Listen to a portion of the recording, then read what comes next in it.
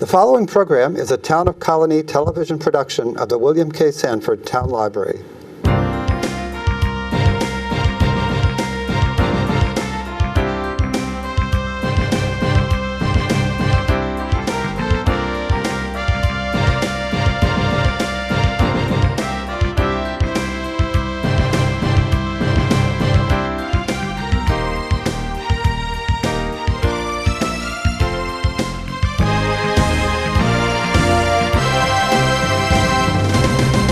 Hi, welcome to Mental Health Now. I'm your host, Matthew Shapiro from NAMI, the National Alliance on Mental Illness in New York State. Today we're going to be discussing an issue that's very important, both to NAMI and me personally, and that's incorporating mental health education in schools. Education, early recognition, and intervention, as well as working on prevention, are keys to minimalizing mental health issues that are common in adolescents and hopefully eradicating the long-term disabilities caused by mental illness. It is vital that New York does a better job of creating a true comprehension of mental illness and mental health issues.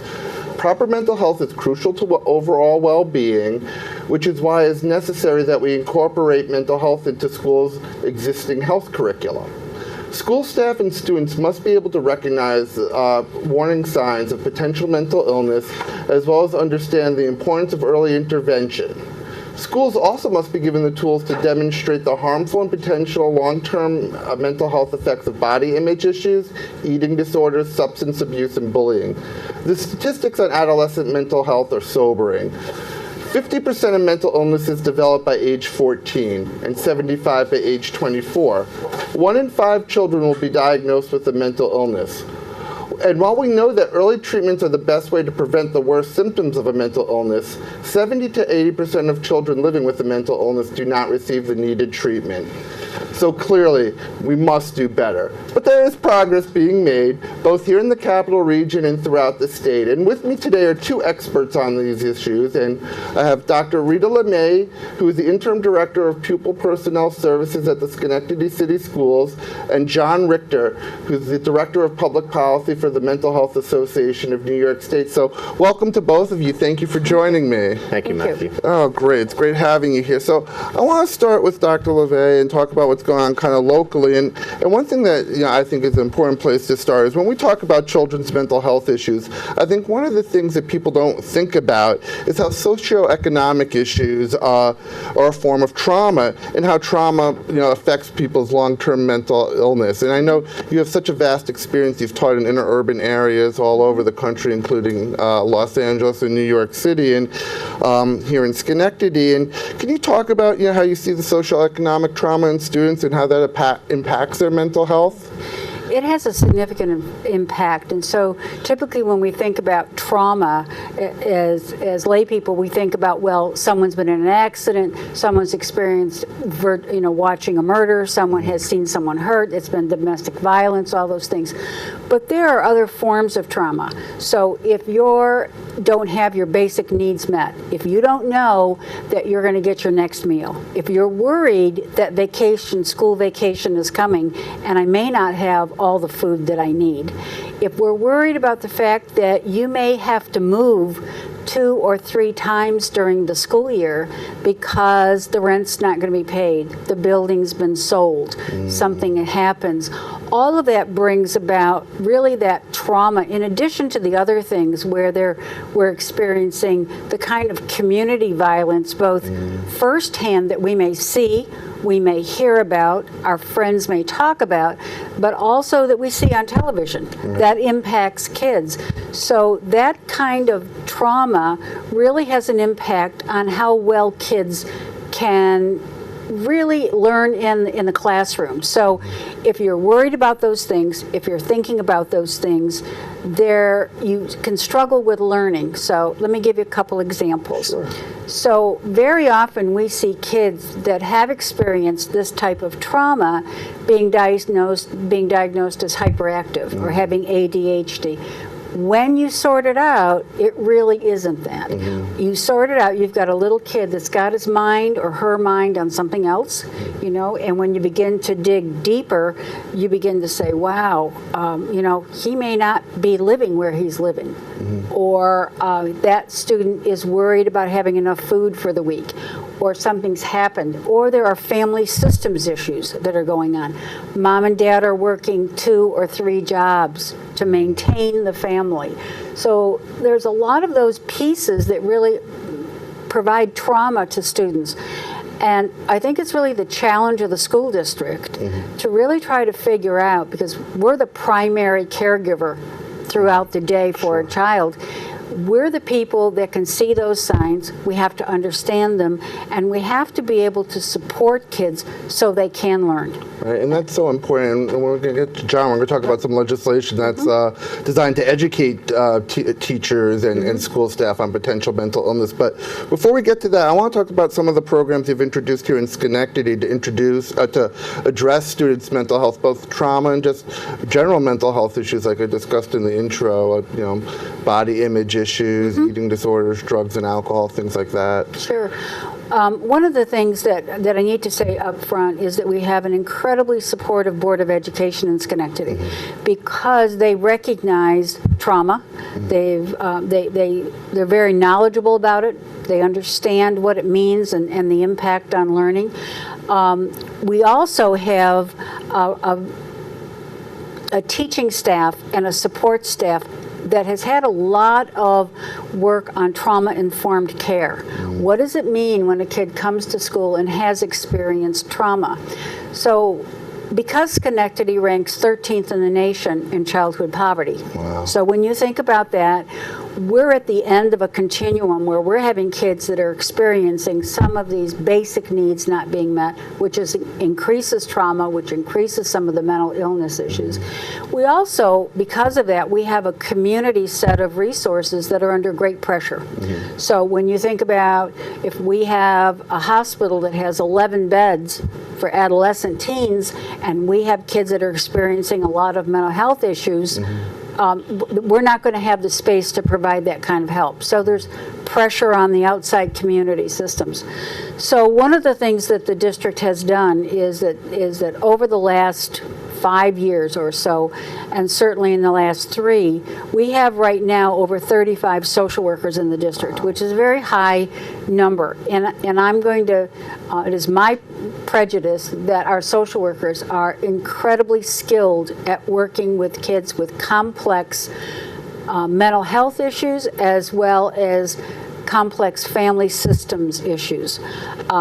They've all had trauma-informed care training.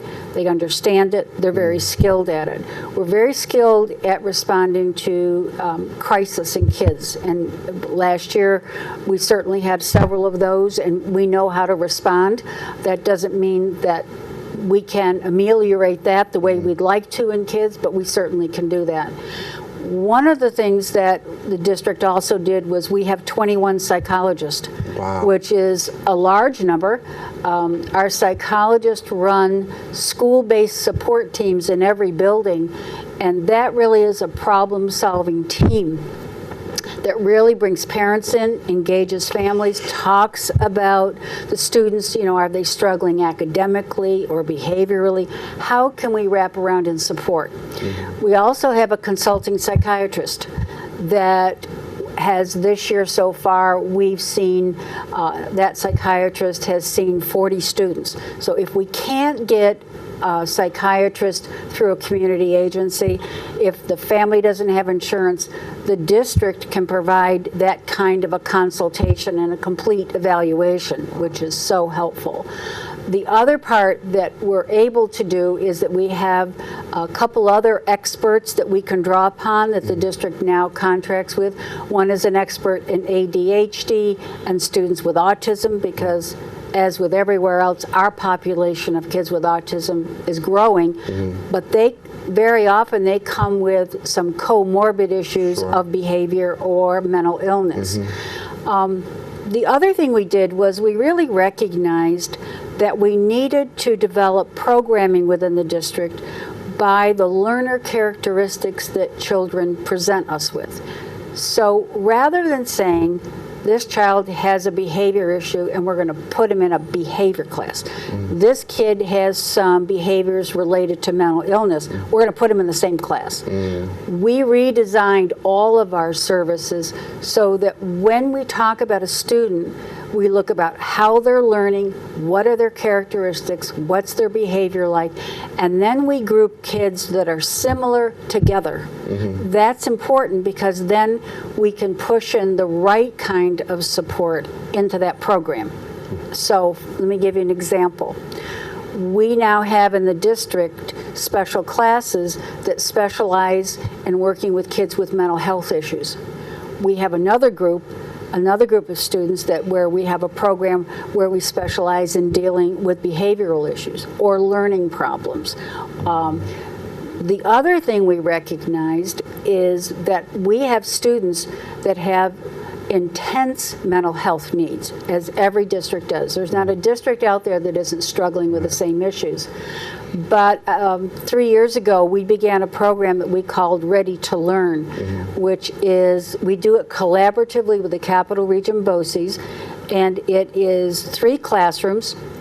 There are 4 students, a teacher, 2 paraprofessionals, and a full-time social worker, and we provide a very rigorous academic program, and the kids make extraordinary growth, but also we provide family counseling as part of the program. So in addition to counseling during the day, we also provide that kind of family systems counseling, and the idea is that you'll stay a year to 18 months, and then you would go into general education or a different type of program. Well, that's so exciting for us from Yeah. NAMI, because NAMI was actually started as a family organization for people who are living with a mental illness, and we really feel the best types of recovery happen when we form recovery teams with the family members, in this case the child, and the providers all working with shared goals. And I think with education too, I think it's hard sometimes. A parent might have a different goal for a child, and getting everyone on the same page and on the same expectations, that's so important. It is huge. We've had some great results with it. Next year, we're beginning 2 new programs in the district. One will be an intensive mental health program at the middle school level, and the other one is a program for students with severe anxiety that keeps them out of school. So we'll be doing those 2 programs and evaluating them. Well, that's fantastic, and obviously the things going on in Schenectady are so ahead of the curve. And turning to John and some of the statewide things, I know when you said the amount of social workers, that's fantastic. I know Assemblyman Ortiz has a bill just to get 1 social worker in each school. So, I mean, you see just all these amount of services. It's fantastic. So, some of the other things going on the state level, John, one of the things that Mahaney's, which is the Mental Health Association of New York State, and NAMI are working on is we're advocating for 2 major bills that are in both houses of the legislature right now. The first one is 83887B and Senate Bill 6046A, which would incorporate mental health education into the existing school health plans. Can you talk a little bit about that? Sure, Matt. So the idea that here is what we refer to as mental health literacy and increasing literacy among young people. So on the one approach is that we need to have services in place for them, but we also need to teach folks how to recognize signs and symptoms of a mental illness when it's occurring in themselves or somebody else, and then how to get help. And we just don't talk about mental health in a way, and certainly not the same way we talk about physical health, that really gives us any kinds of tools to know how to respond. So about 4 years ago, we began this journey, and with NAMI, actually came to us, and we decided together to try to get legislation passed that would amend the school health curriculum to include mental health among the other things that are taught in a health class. And we all remember health class and the kinds of things that we learned there. And actually in the law, there aren't that many things specified that must be taught. Most of it's fleshed out in the regulations. But we just believe that if the law were to be clarified to recognize mental health, it would go a long way in not only encouraging schools to teach about it, but also in a certain way give a green light to schools to say this is an appropriate topic for you to be teaching about, to be talking about mental illness, to be talking about suicide and things like that. Because I'm not sure that all schools feel like they're on solid ground necessarily when they talk about those subjects. So again, it would amend the law.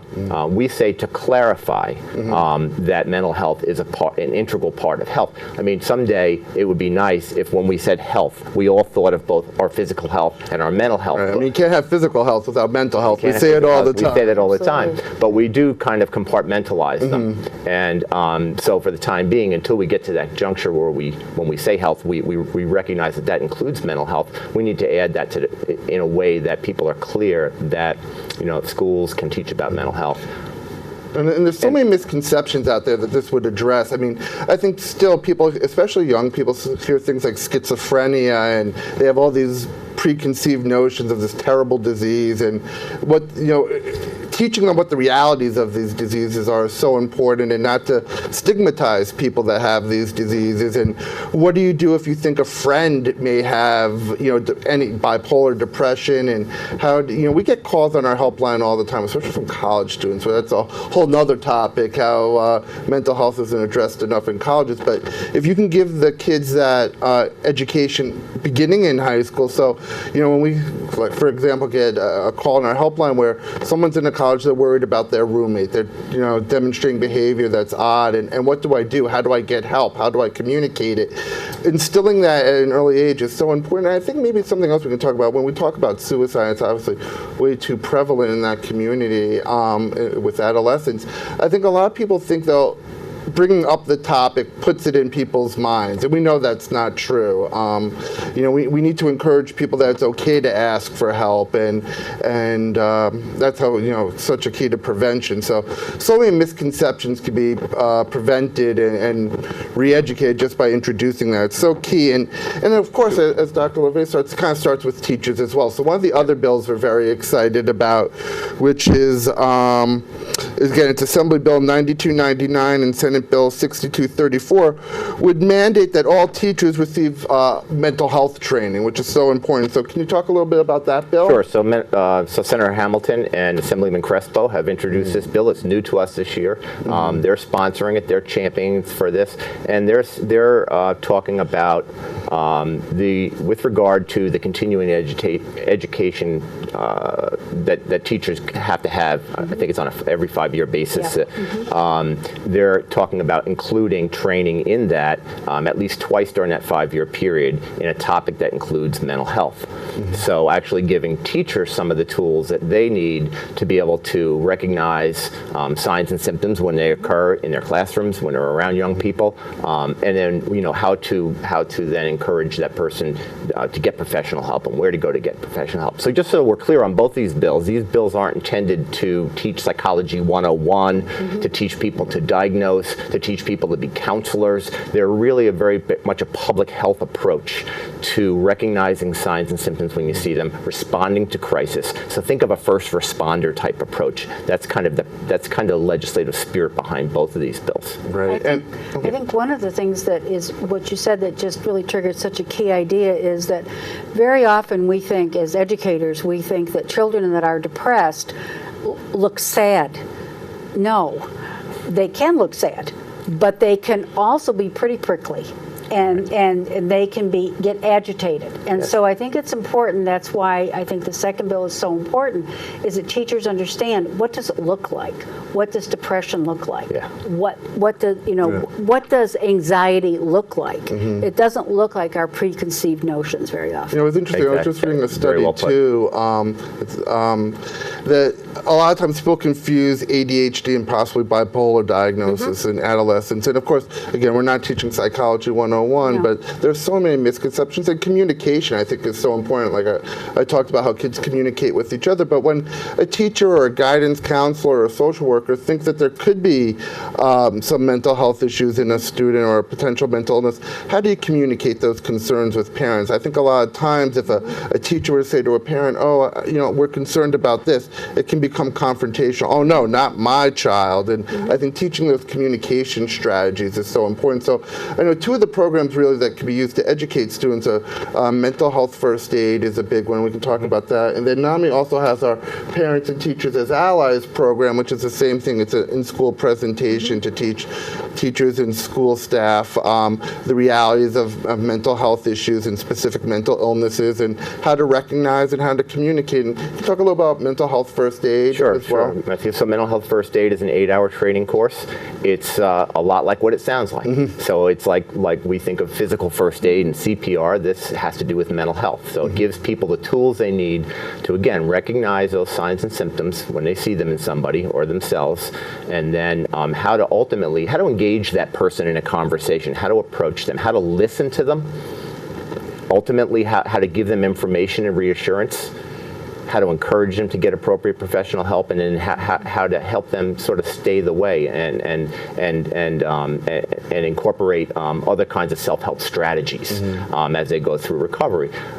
So again, it's an 8-hour training program. It's evidence-based, and so we're able to show that when people take this course, it builds their confidence in their ability to approach not only recognize when they can approach somebody or should approach somebody, but then how to engage them, how to have confidence about that, how to respond to a crisis like suicide. What do you do? You know, what do you call? How do you do that? So again, a public health approach to teaching people, and they can learn this stuff, and it's for anybody in the community. There are special versions for public safety. There's versions for youth. There's that teach about youth, and that one in particular actually is germane to what we're talking about today, and that is to teach people how to take this mental health first aid kind of approach to young people. So we've been talking a little bit about that. How do you differentiate between what we call typical adolescence and something we should be concerned about? Because as you said earlier, Matthew, signs and symptoms often start before they become a full-blown mental illness. They start at a very young age. Average mental illness these days that an adult might be diagnosed with had its onset at about 14 years of age. And just to jump in, we have so many great programs here in New York, like On Track New York, which are great early intervention programs. We discussed it a lot last time when we had Dr. Sullivan on the show. But they're really to show that the earlier you intervene in these issues, the better the long-term outcomes are. The better your prospect for recovery is. So for example, just to give you a couple of scenarios of the kinds of things we would teach somebody. If you have an adolescent who is withdrawing from family and spending more time with friends and developing those social relationships, we might say that that's typical adolescence.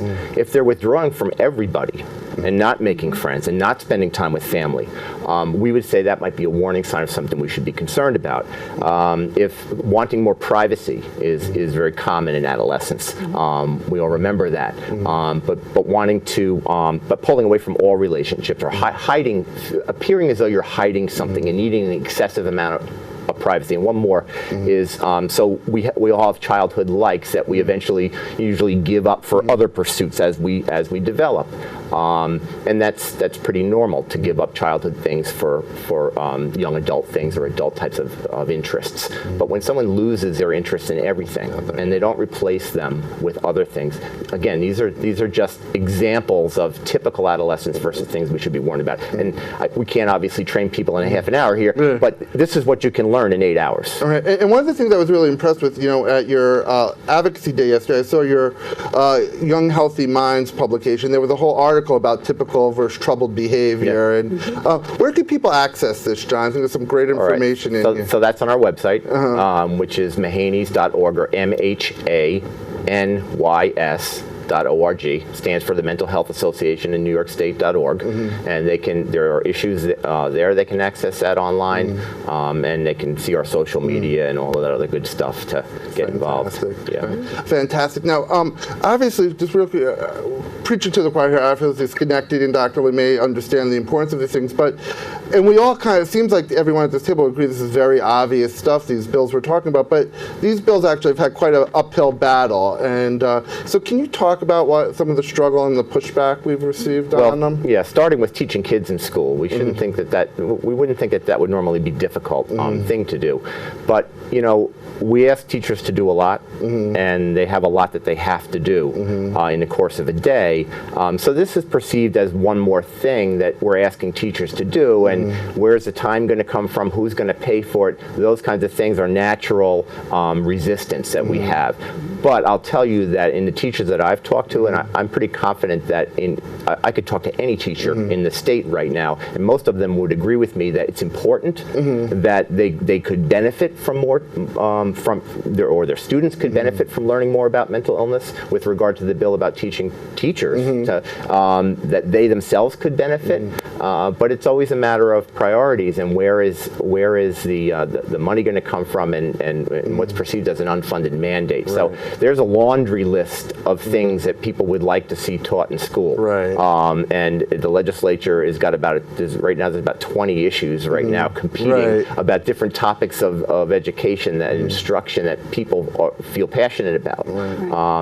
So I think it's a matter of prioritizing, and I think the case can be made right now that with the mental health issues that we're dealing with, the prevalence and how common it is, and how much kids are suffering, and the tragedy of suicide. I think there's an argument to me that we feel strongly that this should be shuffled to the top. And you made a great point when you talked yesterday at the Advocacy Day about the CPR bill and how that saves lives. And people have to understand that this type of education will save lives too. And we're kind of talking about top-up approaches, but it's also very important we do it from top-down, but that we do it from bottom up as well. And I think parents and teachers really need to tell their legislators in their school districts that they want mental health education and how important it is to them. And if you go to our site on NAMI-NYS.org, we have our advocacy toolkit, which teaches people the talking points on these issues and how to write letters to the editor and op-ed pieces, because it's going to take both approaches. I mean, local school districts need to hear this too. And we're running. Go ahead. I think one last thing is that education really doesn't want to see itself as the primary mental health provider. So I think that's some of the pushback. But I do think that they really want help. Districts want help in terms of how to deal with these issues. They do. Go ahead. No, just because we're running out of time, one thing I think it's very important that we discuss here is that when we talk about youth and mental health, that New York is still one of 2 states in the union, North Carolina being the other, where someone under 18 years old can be tried as an adult. So we only have about 2 minutes left, but we're working on a lot to raise the age, and we know that NIMH does a lot of research showing that the frontal cortex of the brain doesn't form until you're about 25 years old, and so many problems. So many people in juvenile justice systems have a mental illness. I know you've done a lot of work on this too. So I think part of that really comes down to when kids have mental illness, we see a lot of kids start to self-medicate, and without treatment, we begin to see kids interface with the juvenile justice system. And that's really where there is real difficulty sometimes in being able to make sure that those systems somehow can treat kids and treat them well. And so that we're doing something to avoid that beginning of the cycle of the juvenile justice system. Right. It's so important. And obviously that's been an uphill battle too here in New York, is getting to raise the age of criminal responsibility to 18. So unbelievable, this has gone so fast that we're out of time. Obviously we're really just scratching the surface here, and there's so many valuable resources. I want to point out NAMI also has our Ending the Silence programs, which are in-school presentations that we offer for free in classrooms, where a young adult living with a mental illness will present in a class or a school assembly. And again, visit our website, NAMI-NYS.org. Like I said, MHA-NYS.org has some great resources. And thank you so much for being here and joining me to talk about these conversations. I think we may need to do a sequel on this one. And again, thank you for watching. And again, make your voice heard on this important issue. If you're a parent or if you're a student, let your elected officials know that you want mental health education. Because as I say, if you want to create a mentally healthy New York, hope starts with you. So thank you for watching, and thank you for your time.